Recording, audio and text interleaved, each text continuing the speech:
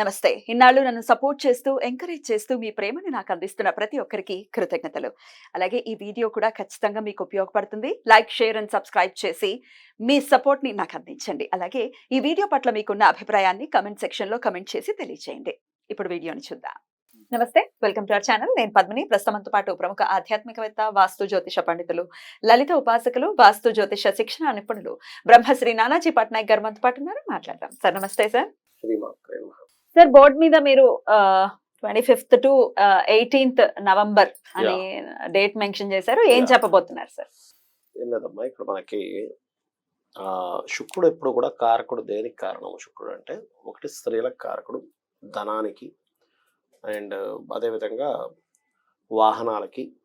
ఇప్పుడు మనకి మొన్న ఒక కేసు జరిగింది బంగ్లాదేశ్లో. మీరు ఎప్పుడైనా సరే మొత్తం చరిత్ర తీసుకుంటే కామన్గా ఇప్పుడున్న దీని పరంగా కేసెస్ నోటెడ్ అయ్యేటువంటిది ప్రతి 17 నిమిషాలకు ఒక రేప్ కేసు ఇండియా మొత్తం మీద నోట్ అవుతుంది. తెలుసా మీకు? ప్రతి 17 నిమిషాలకు ఒక కేసు అవుతుంది. అవ్వనటువంటివి లెక్కలు వేసుకుంటే ప్రతి 4 నిమిషాలకు ఒకటి అవుతుంది ఇండియా మొత్తం మీద, ప్రతి 4 నిమిషాలకు ఒకటి. ఇట్లా శుక్రుడు పాడైనప్పుడు కనుక మీరు కనుక తీసుకుంటే అప్పుడు ఇంకా డబల్ కేసెస్ అవుతాయి. శుక్రుడు బాగా బాగాలేనప్పుడు ఇయర్లీ వన్స్ ఇలా జరుగుతూనే ఇయర్లీ వన్స్ జరుగుతుంది. అందుకే మీరు చూడండి, ఎవ్రీ ఇయర్ కొంచెం ఎక్కువ ఇట్లాంటివి ఎక్కువ జరుగుతుంటాయి. అయితే ప్రతిసారి ఇక్కడ ఇది వచ్చినప్పుడల్లా కూడా అవ్వాలని రూల్ లేదు. ఒక్కోసారి బుధుడు వస్తే నీచభంగ రాజ్యంలోకి వెళ్ళిపోతుంది.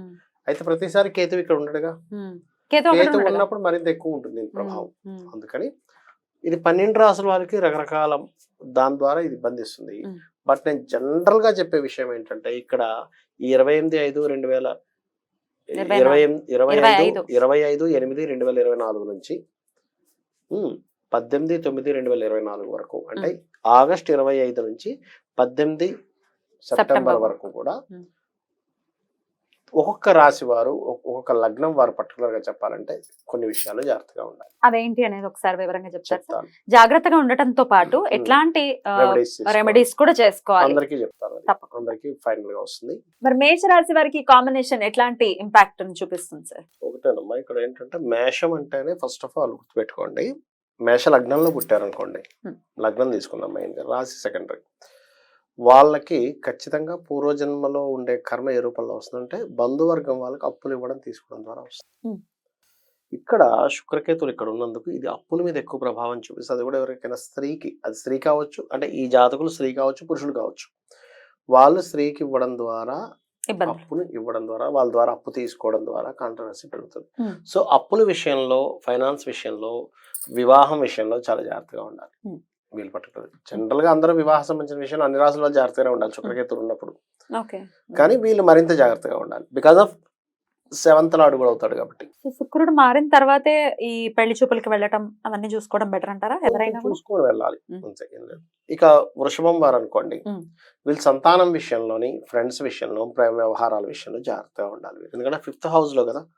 ఇంకోటి షేర్ మార్కెట్ విషయంలో తొందరపడేదో, మనకి ఏదో డబ్బులు వస్తాయని పెద్ద మొత్తంలో డబ్బులు పెట్టడం, ఫ్రెండ్స్ ఎవరో కొత్త ఫ్రెండ్స్ని ఇప్పుడు ఆన్లైన్లో మనకి ఫేస్బుక్ వీటిలో పరిచయం అవుతుంటారు, అటువంటి వాటి జోలికి పోయి అక్కడేదో మళ్ళీ ఇబ్బంది పడడం లాంటివి జరుగుతాయి. కాబట్టి జాగ్రత్తగా ఉండాలి వృషభం వారు. ఇక మిథునం వారి కనుక చూసుకుంటే ప్రాపర్టీ మీద చూపిస్తుంది ప్రభావం అనేది.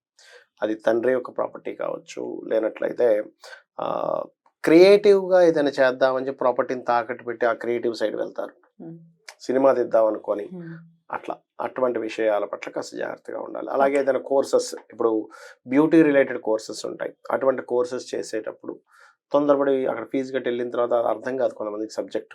అటువంటి విషయాల్లో, ఏదైనా కొత్త కోర్స్ చేసే విషయంలో, మదర్ యొక్క హెల్త్ విషయంలో మిథునం వారి శుక్రకేతు కలయిక వల్ల జాగ్రత్తగా ఉండాలి. ఇక అలాగే కర్కాటకం వారు కనుక చూసుకున్నట్లయితే మధ్యవర్తిత్వం ఉండడం, ఏదైనా అగ్రిమెంట్ రాసుకోవడం, ఏదో గాసిప్ విని ఇది నిజము అని అనుకొని దాని ద్వారా తీసుకునే డెసిషన్స్, ఈ విషయంలో జాగ్రత్తగా ఉండాలి.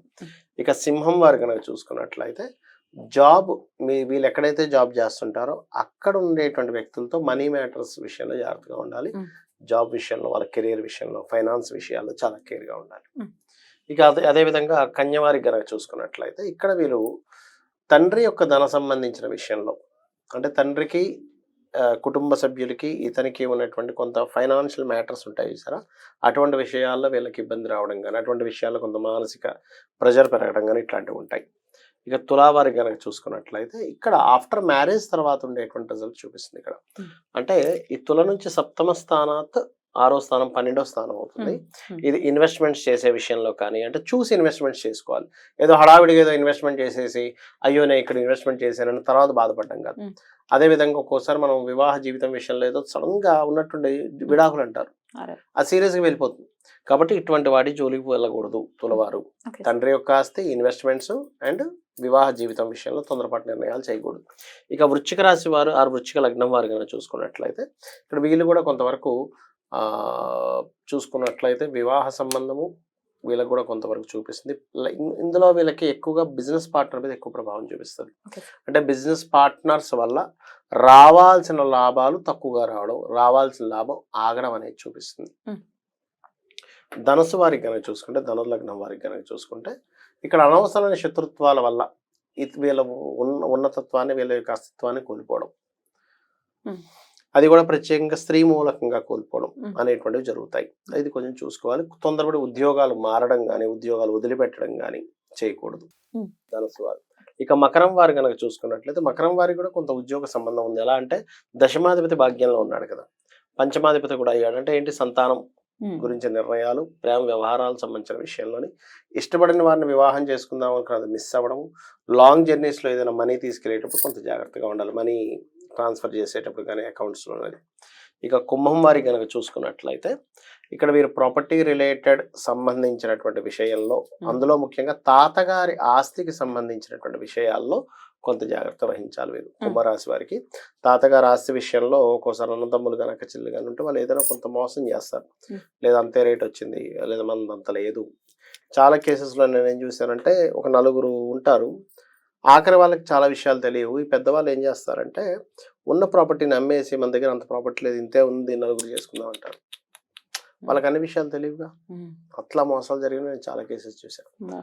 అండ్ మీనం వారు కనుక చూసుకున్నట్లయితే వీళ్ళు 7th house లోనే శుక్రకేతువులు ఉన్నందుకు వివాహ సంబంధించినటువంటి విషయాల్లో, వివాహ నిర్ణయాల విషయాల్లో, వీళ్ళు కూడా పార్ట్నర్షిప్స్ సంబంధించిన విషయాల్లో, అందులో ముఖ్యంగా అన్నదమ్ములతో ఏదైనా పార్ట్నర్షిప్ చేసేటప్పుడు అన్నదమ్ముల యొక్క పూర్వీకుల ఆస్తులతో వాళ్ళు దాన్ని తాకట్టుగా పెట్టి డబ్బులు తీసుకొచ్చి ప్రాపర్ బిజినెస్లు చేసే విషయాల్లో చాలా జాగ్రత్తగా ఉండాలి. మరి వీళ్ళందరికీ కూడా జనరల్ గా చేసుకోవాల్సిన రెమెడీ అంటే శుక్రకేతు గ్రహాల దగ్గర, రాహు గ్రహం, ఈ 3 గ్రహాల దగ్గర దీపారాధన చేసి లక్ష్మీ గణపతి యొక్క ఆరాధన, దుర్గా ఆరాధన చేసినట్లయితే ఇబ్బంది అనేటువంటిది రాదు. రైట్ సార్, ఖచ్చితంగా చేసుకోవాలి. అయితే ఈ ఇంచుమించు ఎన్ని డేస్ ఉంది? ఇంచుమించు నియర్లీ 1 month ఉంది, 26 days 25 days ఉంది. కాబట్టి 25 days కూడా లక్ష్మీ గణపతి ఆరాధన ఖచ్చితంగా చేసుకోవాలి.